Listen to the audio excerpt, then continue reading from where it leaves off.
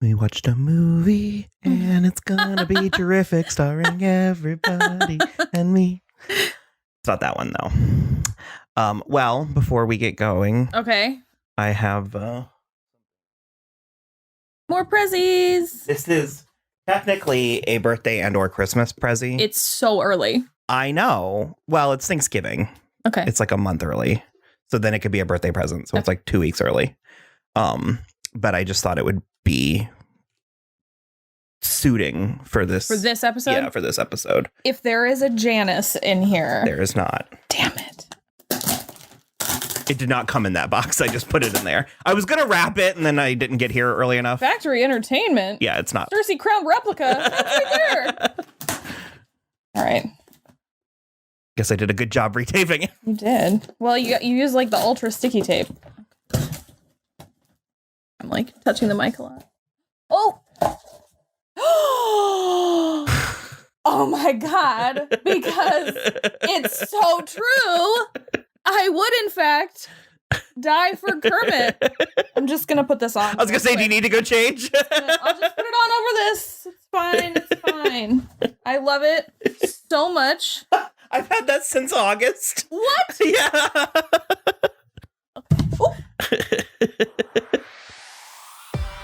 All right. It's true. I'd do it. I'd die for Kermit.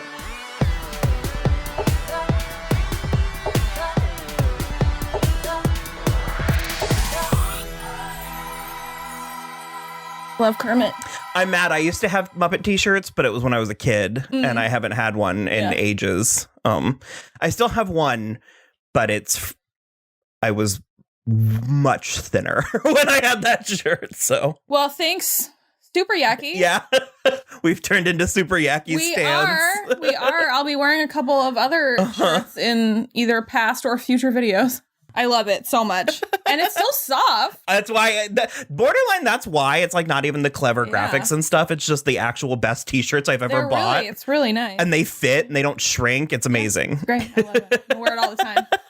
Wear it for the rest of the day. It's so perfect for this episode, too. If you wouldn't die for Kermit, you're wrong. Hello, everybody. I am Will. And I am Kermit. And this is So I'm Watching This Show, your twice weekly pop culture podcast where we talk about movies, TV, music, and more. And as always, this is a spoiler show, so you have been warned. We need to hit that part harder because we stay getting yelled at. 36 years old. Yeah, but we apparently spoil other things because we do a lot of comparing and contrasting and stuff. So it's a fucking free-for-all. Yeah. The Wild West. Happy Thanksgiving. So it's Black Friday, technically. On today's episode, we are going to continue our tradition of Muppet Thanksgiving episodes exploration, which is largely firsts for you. Yes. Mm-hmm. Although there were moments in this one where I felt like I had seen it before. It was like towards the end, but you were like, I've definitely seen this because a lot of it was very familiar. Yeah. But I think this one played on the Disney Channel. Okay, maybe that's why. But yeah, so it's year 3. So we have gotten to the Muppets Take Manhattan, which I was very excited to get to, and we'll explore that in this episode. Okay. So a little bit of backstory. If you've been with us since the beginning, you know, but I'll condense. I am a super Muppet fan ever since I was a kid. You're a little bit more recent with the actual Muppets, yes. Yeah. But you were Sesame Street and Muppet Babies, and I've always loved Kermit. And the Muppet Babies suits this one because it is the actual birth of the Muppet Babies. That was the first thing where I was like, I feel this feels familiar. It felt like I had seen it before, but also so weird. So much weirder than I feel like I knew. The Muppet Babies was also my point of entry, but that was very, very quickly Muppet Babies and Sesame Street. Sure. But that was very quickly, I want to say compounded, and that's not it, but added to the Muppet Show. Because again, Disney Channel used to play it a lot, and I loved it. I really responded to the colors and antics and chaos and vaudevillian shtick. It is very vaudevillian. Yeah. So this was the 90s. This was literally like 1991 or whatever. For you. Yeah. discovering these, and we didn't have the internet. We didn't have, we're really aging ourselves right now. Sure, but it was, I mean, we had Blockbuster, but even then it was like some things weren't, like video was relatively new, believe it or not. And so we were at Toys R Us and they just had the Muppet movie and the Great Muppet Caper on VHS. And my mom just bought it for me, sight unseen. And we went home and watched it and we loved it. And that stuck for about 5-7 years. So I was probably like 12, like 11 or 12 before I even knew that Muppets Take Manhattan existed. Ah, okay. It didn't get into the cycle. I mean, I guess it did because it was released on VHS, but they just didn't happen to have it on that shelf in Toys R Us. And when you didn't know what was there, And so the world used to be like the Wild West. Yeah. And so stumbling upon it, it was like a holy grail. I was like, oh my God, it was like finding like unearthed texts from the Bible. You know what I mean? Like the secret text. Yeah. And so I distinctly remember loving it. And as such, it had a very special place in my heart because I thought of it like I put sort of a sheen on it, bringing us to modern day. Yesterday when we watched it is the first time I've watched it in a long time and as an adult. And I had mixed results, mixed feelings. So same. Jim Henson Home Entertainment presents Jump on board for big time fun. What are we waiting for? Let's go to Broadway! The Muppets are hitting the Big Apple. Waffle Sacco's far out. Right on. In search of their big break.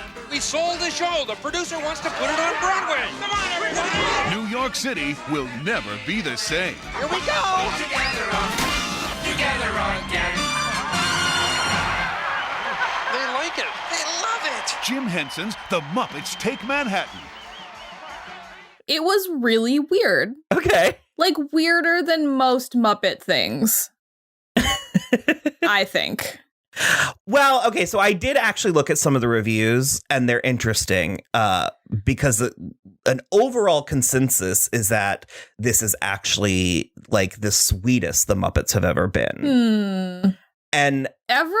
I definitely see that. So like ever or up until that point? I guess up until that point. Okay, because you cannot put this movie next to the Jason Segel one and claim that this is sweeter than the Jason up until Segel that point. Okay. Then I'm fine. Which is funny because I definitely see how someone would come away from this movie thinking that it was a little bit saccharine.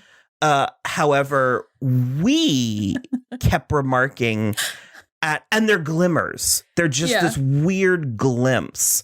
But there is consistent glimmers of a weird dark.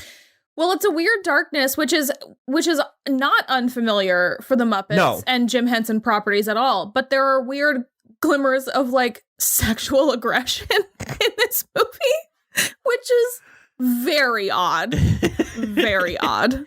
You've always so as I mentioned, you're newer on this journey. This is you're 3 movies in, 3 years in.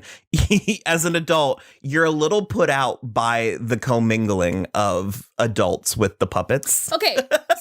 So I don't mind when there are adult humans interacting with the Muppets. That is fine. However, there's like Kermit has an adult woman girlfriend, like love interest in this movie, and it's very weird. And it's played so straight. So sincerely. It's not even a joke. And it's not like when Charles Grodin, the actor, was in love with Ms Piggy, because that's played for an over effusive joke.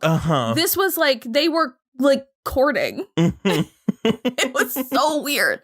So I think as an adult watching these and reevaluating them, I think that's the thing that makes or breaks this movie. Because for some people, that's what they like about it, is how sincere and how straightforward it is. But for my taste, I think I'm going to come out of this, especially with the original trilogy, liking the Great Muppet Caper the most. Okay. Because Muppet Caper, and that's why it's funny, because I agree with you. I know exactly what you mean, but it's like for you to think this movie's weirder than the Muppet Caper.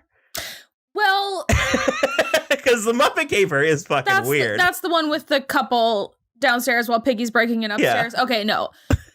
weirder is maybe not the right word. This one sort of made me uncomfortable. Okay. Sometimes. Because the Great Muppet Caper felt more like a Monty Python skit or movie. So technically, yes, I would say, I guess, weirder.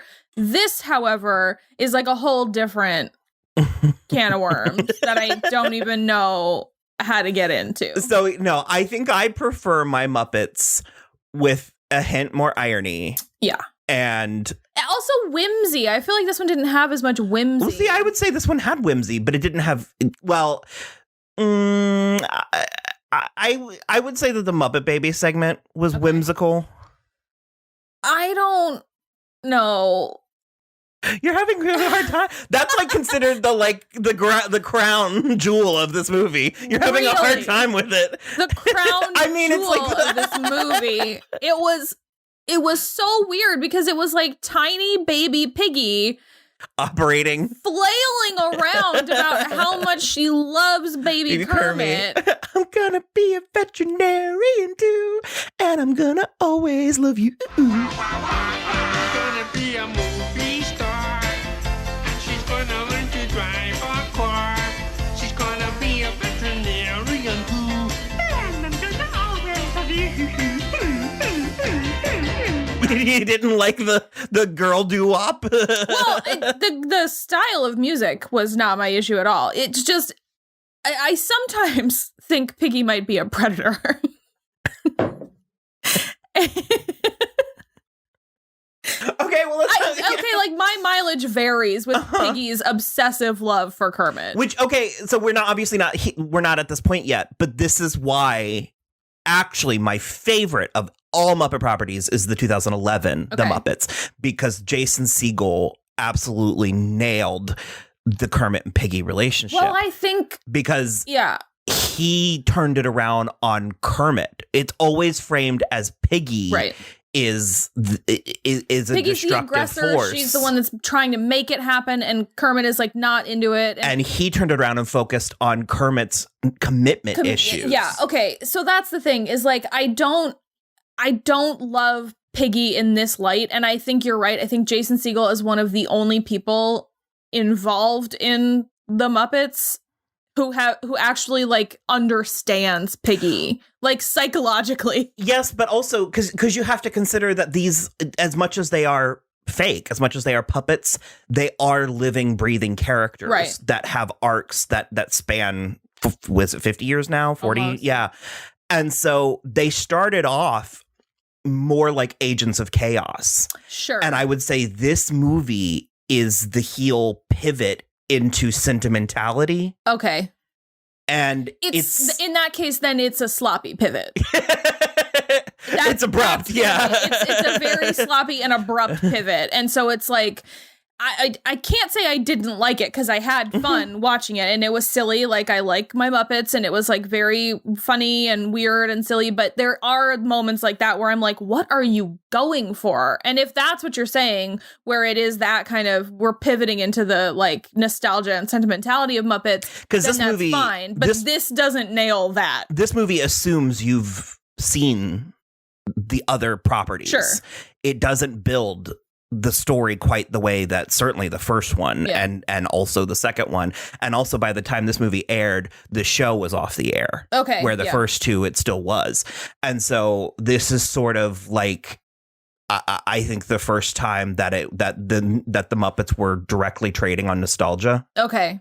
Again, it doesn't. It's not a problem, but it's noteworthy. No, but it also I think it's only a problem in that it doesn't nail it. Mm-hmm. It's trying to do something different, and it doesn't totally make it. So it falls short and a little flat when it's trying to do stuff like that. And so back to the Piggy thing, you have to consider the sexual politics of the time, because I made a very flippant joke. Yeah. It was when Kermit was talking about, frogs and pigs and bears, and he says, and whatever. And I said, Kermit said non-binary. Yeah. I was like Kermit planted a flag. And I was being, glib. Sure. But like you guys laughed. And then immediately after, Animal chases a co-ed, like screaming out of the room while he's yelling, woman, like he's trying to grab her. Yeah. And I was like, but the Muppets did not say time's up. They did not. And then that continues. And then they proceeded to aggressively not say time's up for the remainder of the runtime. And where we were culturally, I think that worked. Well, sure. Well, in 1984, it was accepted. In 1984, that was just like, oh, ha, ha, ha, kind of thing. And now it's like, I think Piggy's nature was played for comedy, sure. and we do. Well, we were also like 30 years before the advent of women can be sexual assaulters too, and so it's like it's very her like maniacal devotion to Kermit really comes from a single white female place in this movie where it's just like, you're mine, and it's very a lot. I love this so much because it's just like, because of who we are, if you're new to the show, you know, this is our brand, but because of who we are, we spend a bulk of these episodes talking about Piggy, her betrayal, and her relationship with Kermit. Yeah. And we like Piggy. We do. I love but Piggy. It's not as much as Kermit. Well, she's a fascinating character because in many ways I think she was ahead of her time. Yeah. But she's sort of like Barbie, to be honest. She's always got a different job that she can do anything. That she is seemingly very successful at, and she's got a very strong group of friends. I mean, you're right, she is ahead of her time a little, probably. So I do not remember. It was a Tumblr post. I do not remember what exactly it was. It was lipstickfeminist.tumblr.com, and they did a ranking of female characters, of like the sort of misunderstood or maligned female characters. Like Ursula was on there, okay, and Ms Piggy was number 9.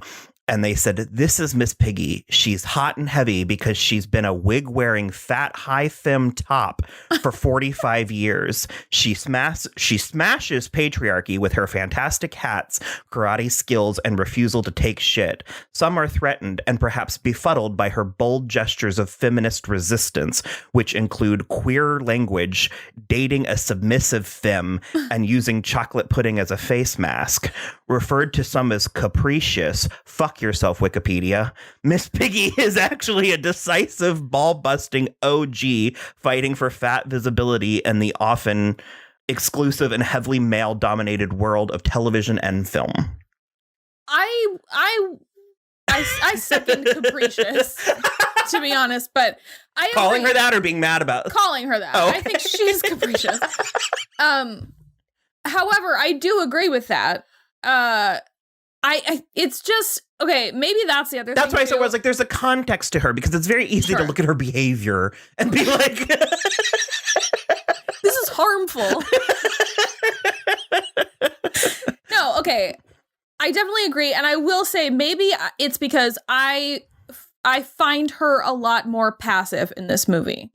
She is. Yeah, wow. She's not active. She is more reactive in this movie. She is being very voyeuristic to Kermit and his human girlfriend, Jenny. And so she's not like in there making stuff happen. She's not doing stuff for herself. She's not doing stuff for the other Muppets like she usually does, like making the plot move forward. The plot is happening around her, and it only when she coincidentally gets, caught back up in it does she start doing stuff. Well, we start with the absolutely baffling choice to put them in college. And in this movie, there's no acknowledgement that they're making a movie. It's like almost a retcon or a reboot. And it's the first of, I'm going to use the word unfortunately. I don't necessarily mean it, but it's the first of, unfortunately, many times where we sort of do this. It's like the Muppets now every time is a soft reboot where they put on a show. Sure. And I don't hate that because that is literally the formula. Yeah. But something like A Great Muppet Caper was really trying something. Mm-hmm. I can't wait to get to Muppets Treasure Island because I have no idea. I loved it when I was like 12. But sure. That's the thing is, like, I agree with you. I think there could be a little more continuity through the movies. At the same time, I think there could be even less continuity through the movie. Because you can pick up any one. Yeah, you don't have to have seen previous ones. But the other thing for me, the college thing is really quite strange. And then this is my least favorite Piggy wig. Barbara Streisand from the first half of The Way We Were is not a look for most people or Muppets. I don't like it. It's just weird though, because she's reduced, because also you have to keep in mind that save for Janice, she's the sole female character in this massive world that they've made attempts to fix, to change, but it still has always been a little bit, it's a work in progress. Yeah, and a little bit odd to me. Understandably, having only men be the puppeteers is going to be definitely part of it. Like Frank Oz and Jim Henson can only do so much. You know what I mean? So in that regard, I want to give them a lot of credit for not making her like a dish towel, like dishwater. She is like, certainly an interesting she's a dynamic character and not like something to be like. She's not the sexy like lamp. Jenny. A little boring. Jenny was sweet. She is sweet. I will say she's definitely sweet, but she's a little like, oh, hi.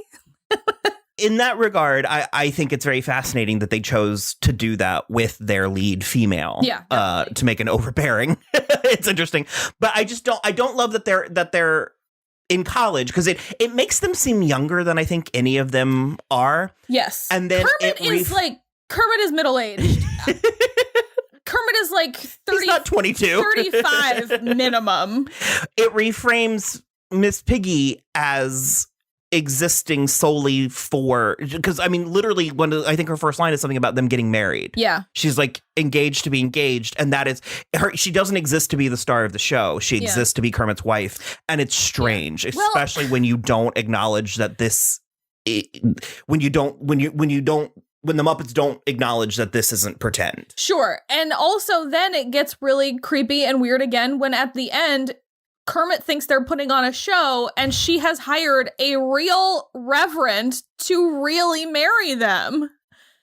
I laughed so hard. That I don't remember it at all. But when he's like, I thought Gonzo was playing the priest, and she just goes, ah! Piggy, I thought Gonzo was going to play the minister.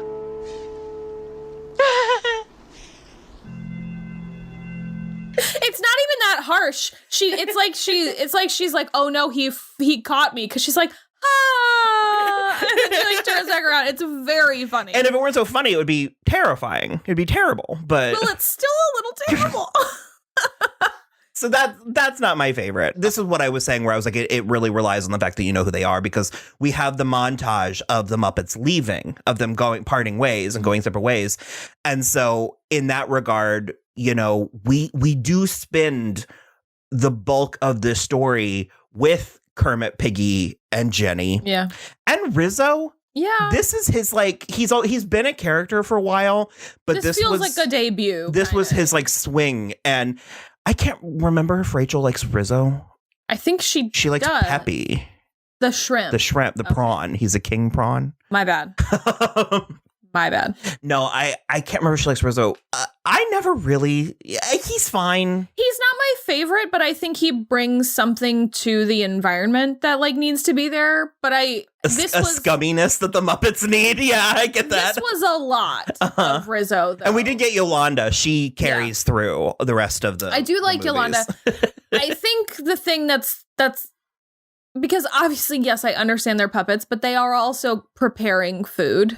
And they're like in the coffee. They're like swimming in the coffee. You were so put off by all the kitchen. You were like, that butter's burnt. And then it just gets worse. It just gets worse because the one of them's like skating around on the butter on the top of the griddle. And no, it was funny, but I wasn't. This one really put me off in a way that the other ones had. I liked it, but it was hitting all the wrong buttons for me. Well, and then to break neck a little bit back to the Piggy and Kermit stuff and the Muppet Baby scene, even as a child, I remember finding it degrading that we come out of that fantasy with Piggy cuddled in Kermit's lap, sucking her thumb, going, oh, baby Kermit, baby Piggy. It's really, really odd.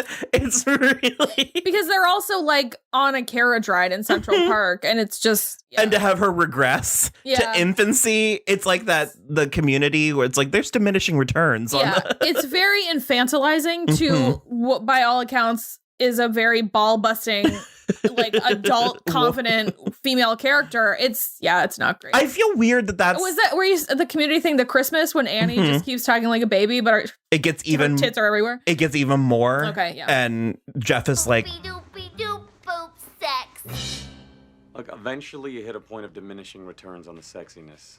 What's the diminishing? And I feel weird that we're kind of letting this movie have it. Because, again, it is a Muppet movie. It is enjoyable in the sense that Muppet movies just are enjoyable. And there is something really admirable about the can-do, go-get-'em spirit of, you know, moving to New York with... well, wish and a dream, and like they're gonna launch Manhattan Melodies, which is straight out of the 40s. You know what I mean? Yeah. And just the journey they take, because I do love that it appears like it's going to work as easily as they assume, and then the guy is like a criminal. It's Dabney Coleman. Oh, okay.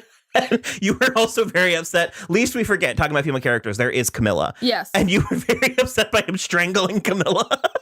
Well, he had Camilla by the neck, Gonzo by the nose, and then Animal had both his ankles, and he's just like running down the hallways, and I just was like, He's just a terrible corporate boss because he's the one from 9 to 5. I do. I was also going to say that there's a slight working girl, vibe to a lot of this, but I would be so curious to see what you would have thought of these as like a proper child. Sure. Because like I said, when I watched it, I didn't question anything that was presented to me. And I thought like a lot of it was very funny. And watching it now, I still thought it was funny. Yeah. It just, the sexual politics of the 1980s Muppets might leave something to be desired. Oh, I did have a bone to pick with this movie's central thesis, which is that the Muppets at no point do they take Manhattan. Oh, right. What is your issue there? What do you mean? Like, they're not taking the city by storm. They're like, even at the end, after they launch their show, it's like opening night. We don't know if it was successful or... But the Muppets Take Manhattan was what we chose. It seems very early to have to declare that victory.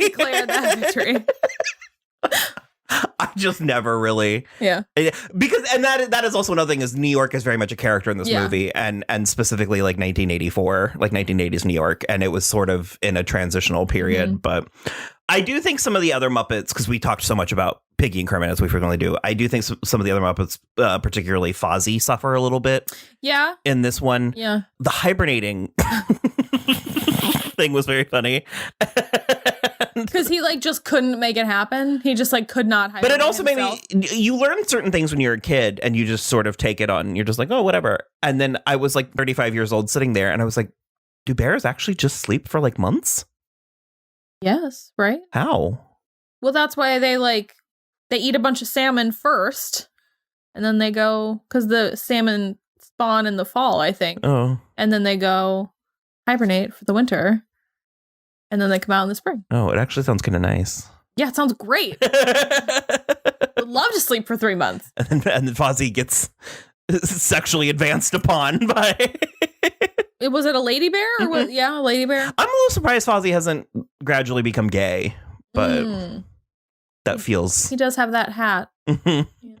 They made a joke about it in the 2015 Muppets, but I thought this one had strange cameos. I guess they're usually strange, but they just they are usually strange, but they didn't amount to anything in this one. They usually amount to something where it's like, I thought Dabney Coleman was going to come back and he doesn't. And then there was just like randomly Liza Minnelli and then nothing ever. She has like 2 lines and then she's gone. I mean, that's sort of how they've been thus far, but I don't know that it feels like, it also feels like some of the ones that were big at the time are less so now. And it's like, because watching this, I was like Joan Rivers, Brooke Shields, and Elliot Gould. Yeah. And I mean, does he have one line? Like, he's like a cop, odd. Right? He says something right when he walks in.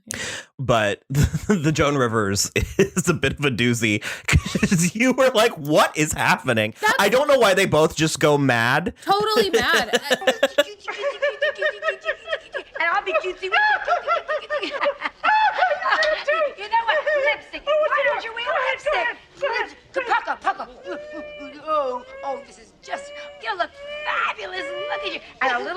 cheeks? I a little more on my cheeks.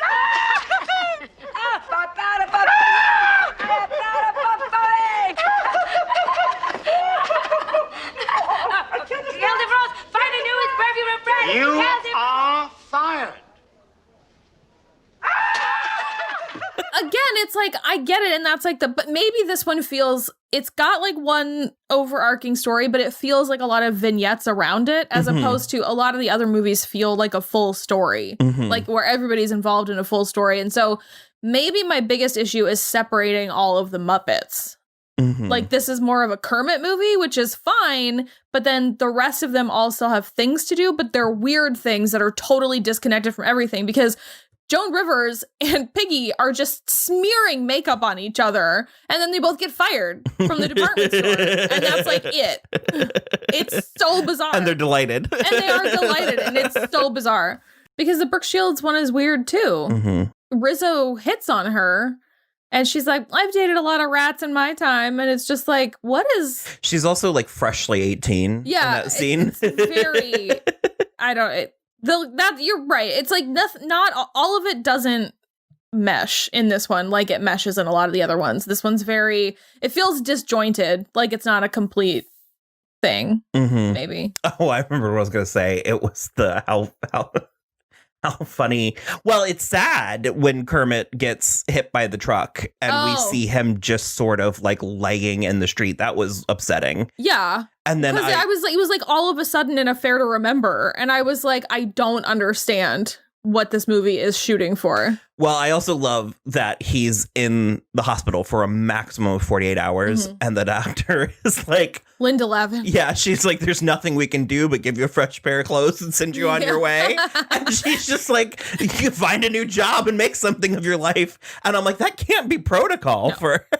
It's definitely not protocol. And then he finds 3 other drabber colored frogs. He ends up in the most like soul-sucking like corporate a marketing department with Bill, Phil, and Gil. Or no, he's Phil. Bill, Gil, and Jill. Yeah. And he's Phil. And I don't know why he talks that way. They don't ever explain that. Hilarious. Hold it. What's your name? Phil. Phil. Phil. Catchy name. Phil, I'm Bill, and this is Gil. Phil, I'm Gil, and this is Jill. Phil, I'm Jill. You know Gil and Bill. Pleased to meet you. Would you step into our office? You see, we're looking for the opinion of the common ordinary frog on the street. That was the funniest part of this movie. He had a whole different cadence and voice and everything. Hysterical. It's like in Muppets Most Wanted with Constantine trying to talk like, yay! It's Kermit the Frog. It's so weird. Like I said, all Muppet movies are good Muppet movies. I'm like sorry. pizza. This is like Rachel's favorite, so I'm gonna go sorry, ahead Rachel. and apologize. Well, we didn't dislike it. It's just strange. It's So just a strange weird. movie. So And weird. when something, when a property is born at a certain point and then spans decades, I mean, there are evolutionary. Sure. Like I liked your metaphor about this is the heel turn. transitional into the next thing, because that explains away. Like, that covers over the multitude of issues that I have. Well, the next one is Muppet Christmas Carol, and we are going to cheat a little bit and cover that for Christmas this year. And as I recall, that goes back more towards the more meta stuff, where it's been ages since I've seen it, but I think it is very knowingly an adaptation of, like, they're not living A Christmas Carol, they're like performing it. Oh. Okay. I think, as I remember, I think that's how it goes. And so we'll see from there. But yeah, it's curious. The 90s is shaky. Dicey.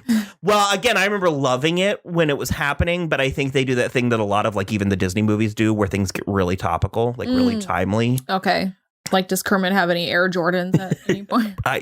Probably. You're like, could be. So we'll see. But yeah, so that was our conversation about the Muppets Take Manhattan. Going to Manhattan. Yes. Muppets live in Manhattan for a while. It's like a winter, or even like not even. I guess it's a year. Fall. Oh, is it like a whole year? Yeah, I think okay. All right. Who knows? All right. Well, as always, you can follow us on Twitter at So I'm Watching or Instagram at So I'm Watching This Show. You can also subscribe on YouTube if you're watching us right over here. And also you can check out, maybe we can do that thing where we link back to our previous conversations. Yes, definitely. Yeah. Is that something where we can put squares on? There should be links below in the description where you can listen to our previous Muppet coverage if you're interested in the past 3 Thanksgivings that we've had. And then, other than that, just rate, review, and subscribe on iTunes or YouTube or wherever you listen. That's it for us. Bye. I'm gonna go die for Kermit.